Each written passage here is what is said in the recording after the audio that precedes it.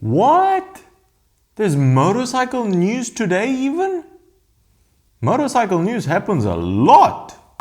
And today, oh boy, do we have a treat for you. Remember BMW teasing us with their huge concept Boxer, the beautiful R18, and then a couple of months later, instead of showing us the production version, they make another concept and tease us with that as well.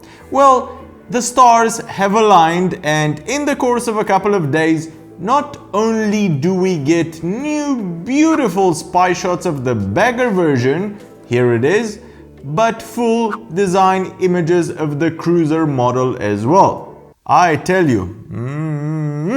Alright, lots of juicy and unexpected details to go through, so here we go.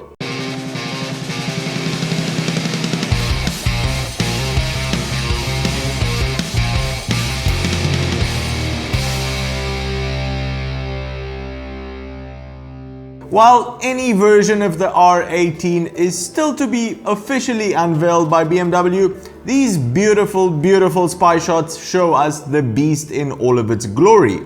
The R18 definitely has that all-American appeal, visually being similar to other bikes like Chieftains or Road Kings. However, under all of those fairings lies pure German engineering. Now, don't worry about the orange wires all over the bike and the ugly top case. All of those are data collection systems and are not part of the production bike.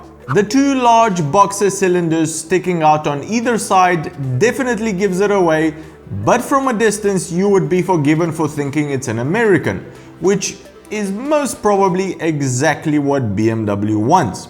We all know the R18 will be powered by BMW's largest Boxer so far, an 1800cc monster, which will be making, and this is difficult for me to say, just 90 horsepower, but at a low 4,750 RPM. However, on these types of bikes, torque is where it's all at, and the almost 160 Newton meters of torque should be enough to spin the earth if you dare to punch it full throttle from a stoplight. And to stop you from spinning the earth are electronics, and Germans being Germans couldn't stop themselves from loading the R18 up to the brim. The headlamp, a large single LED unit, has a perimeter ring DRL and is accompanied by twin spotlights on either side. This is another definite flashback to this bike being aimed straight at the American market. At the back you have two pannier mounted LEDs which take care of braking, DRL and signaling. The front is again where it gets interesting. Integrated in the front above the LED headlight is a radar system.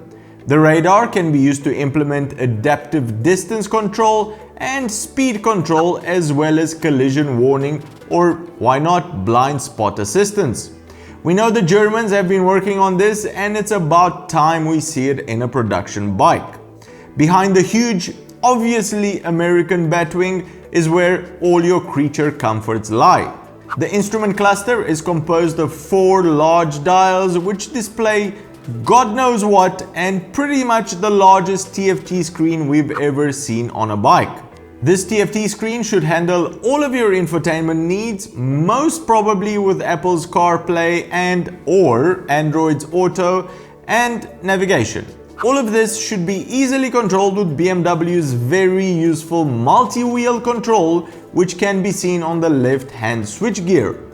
The Bagger has 2 top-loading hard panniers. Thank God BMW didn't go for their stupid side-loading design, and on the production model there will obviously be a luggage rack and a top box as well.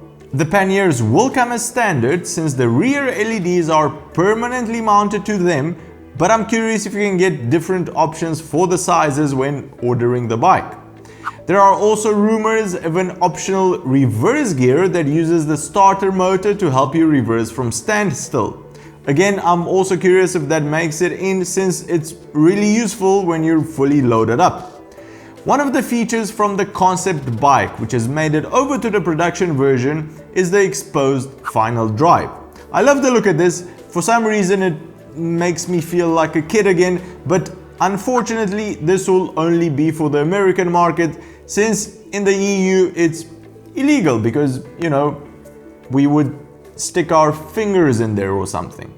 Maybe it will come like this for other markets as well, but definitely not in Europe. Now, the bike we've been detailing today is the fully fared bagger version, let's call it that.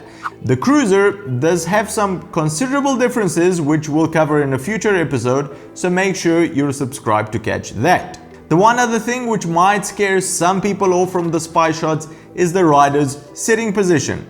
Because of the huge cylinders sticking out, his knees are bent at an angle less than 90 degrees, which would suggest that over long distances you would get tired more easily. From my own experience on the 1200 GS, where my knees are also bent less than 90 degrees, I can tell you that this is a non-issue.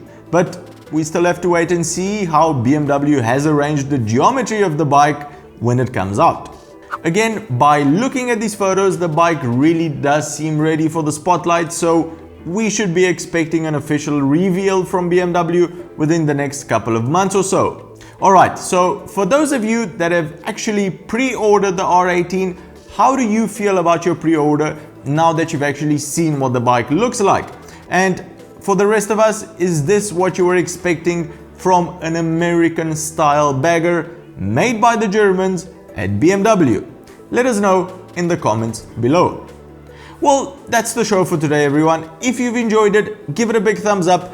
And if you think you've learned something new, consider subscribing or becoming a patron to help us make more of these shows. Cheers, and I'll see you on the next one.